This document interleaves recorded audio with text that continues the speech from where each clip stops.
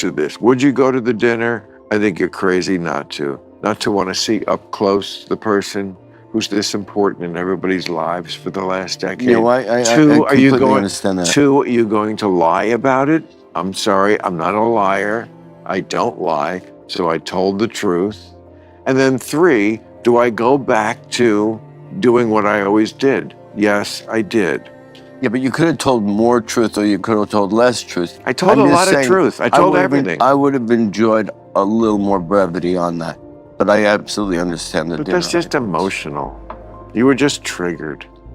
It's possible. Bill Maher just torched actor Sean Penn's woke talking points in a recent interview, and nobody saw it coming.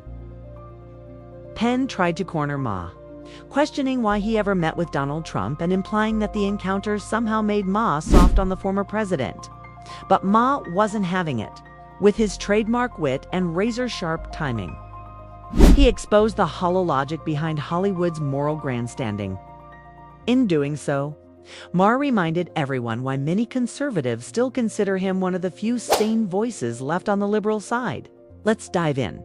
If California was its own country, and many or people think it is. Or if Canada was ours. Yeah. You didn't see that coming. You got to admit that. Did you? With Trump? Only, and I said, and I still do say to myself aloud every day, you know, whatever you don't expect, it's happening. But you do, I hope, think I did the right thing to have dinner with him.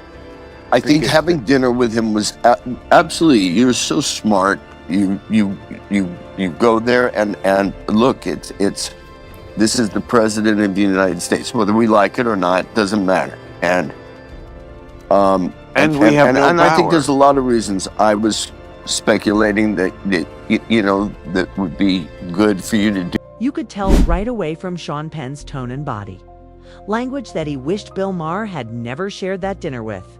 Trump, the discomfort was written all over his face. Not because Maher did anything wrong, but because to Penn, the mere act of meeting with Trump crosses some invisible moral line. And that's the problem with today's left. Dialogue isn't encouraged, it's condemned. They don't believe in debating, discussing, or even listening to opposing views. Instead, they prefer to live in an ideological bubble where only their ideas are praised. And everything else is branded dangerous or hateful.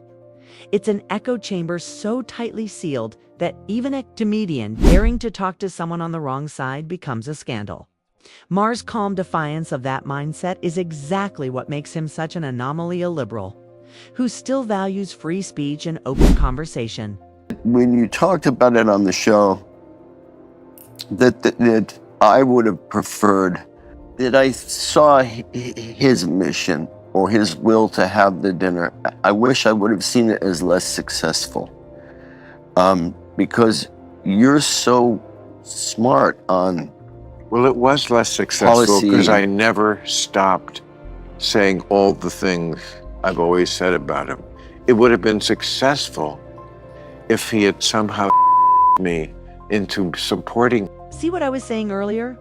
Sean Penn's reaction made it crystal clear he wished.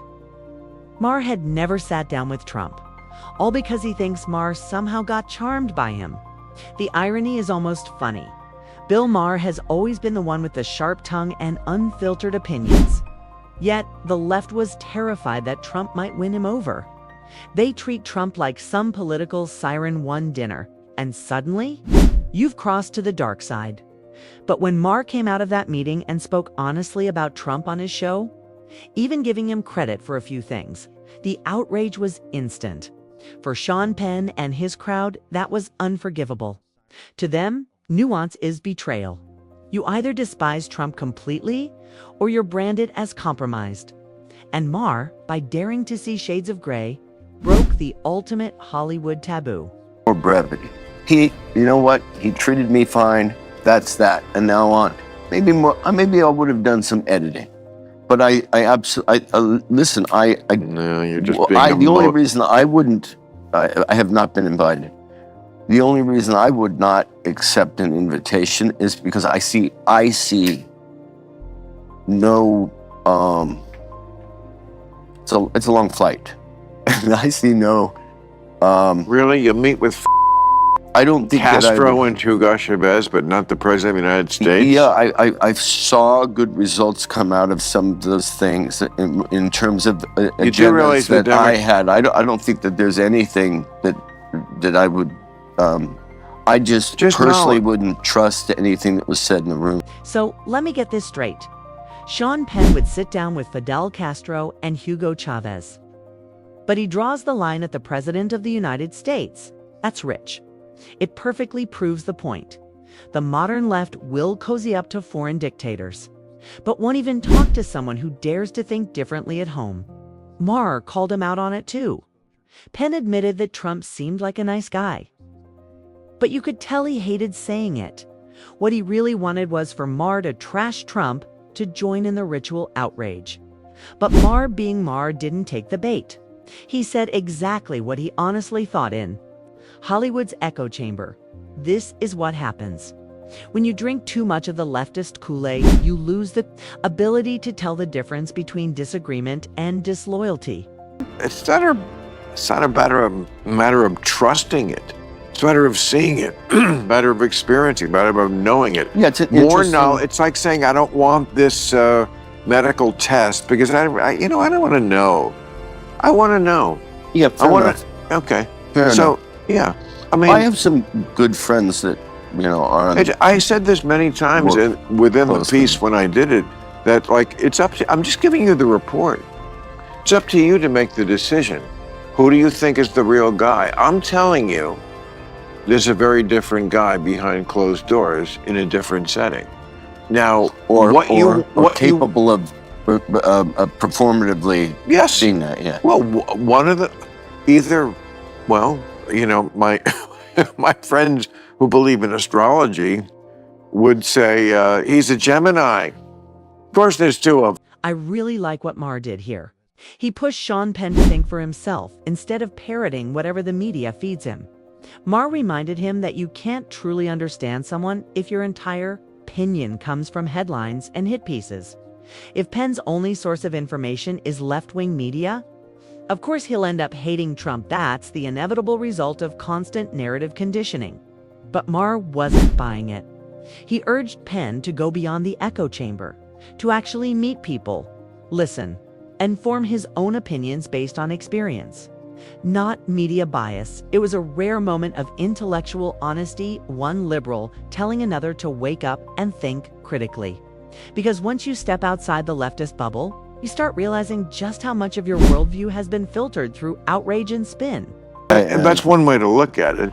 Other people will say, well, the real guy is the guy you met, and he's playing this clown on TV. And other people will say the reverse. It seems harder to do the reverse. I mean, can you really pretend to be sane? You can pretend to be insane. I think it's harder to pretend to be sane, to be measured and like all the things I said, which is just what happened. Yeah, I honestly think Trump is perfectly sane, both privately and publicly. The man speaks uncomfortable truths that most politicians are too scared to touch. He doesn't sugarcoat, doesn't pander, and definitely doesn't play by Washington's fake civility rules.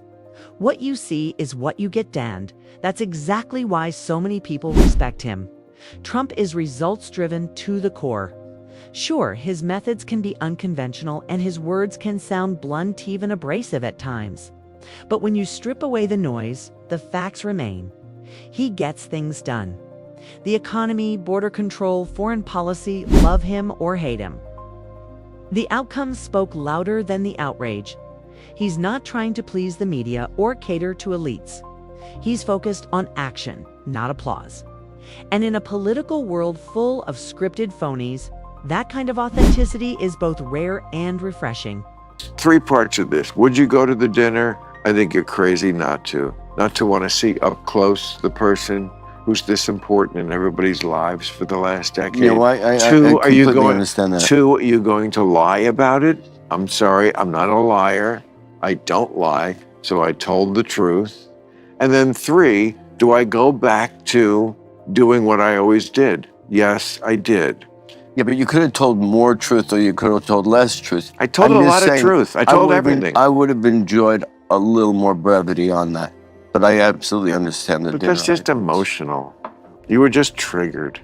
That's part of Ma finally got Sean Penn to admit what everyone was already thinking. His outrage wasn't about politics, it was emotional. The moment Penn learned Maher had dinner with Donald Trump, something inside him snapped. It wasn't logic.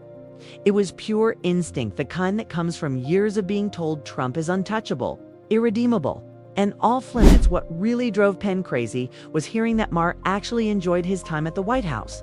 To him, that was blasphemy. How could someone from his own ideological camp say something positive about Trump? You could tell Penn wished Maher had hated every second of tour, at least kept quiet. But Ma didn't. He spoke honestly. And that honesty made Penn visibly uncomfortable.